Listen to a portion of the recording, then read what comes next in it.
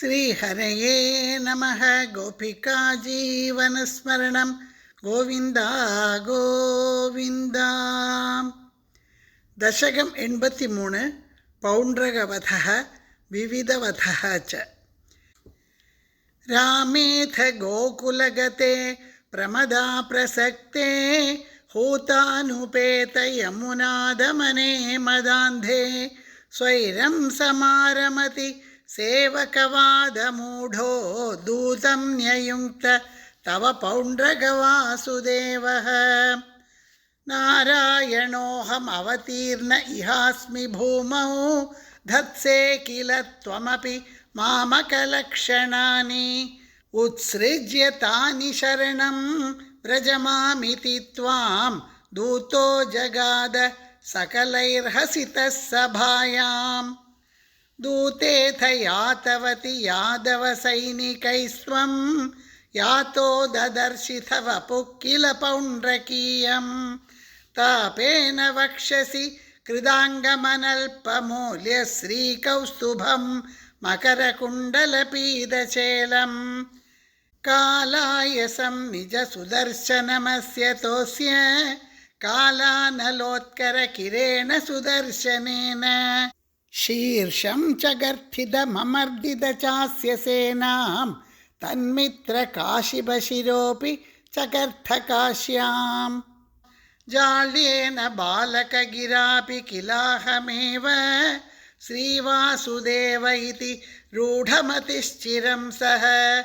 सायुज्यमेव भवदैक्यधिया गतोऽभूत् को नाम कस्य सुकृतं कथमित्यवेयात्. काशीश्वरस्य तनयोऽथ सुदक्षिणाख्यः शर्वं प्रपूज्य भवते विहिताभिचारः. कृत्यानलं कमपि बाणरणातिभीतैः भूतैः कथञ्चन वृतैः सममभ्यमुञ्चते. तालप्रमाणचरणाम् अखिलं दहन्तीं कृत्यां विलोक्य चकितैः कथितोऽपि पौरैः.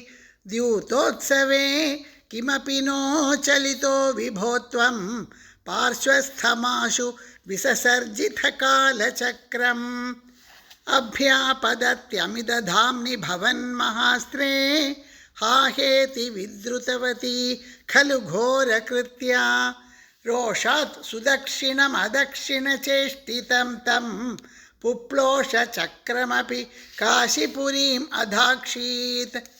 स खलु विविधो रक्षोघाते कृतोपकृतिः पुरा तव तु कलया मृत्युं प्राप्तुं तदा खलतां गतः.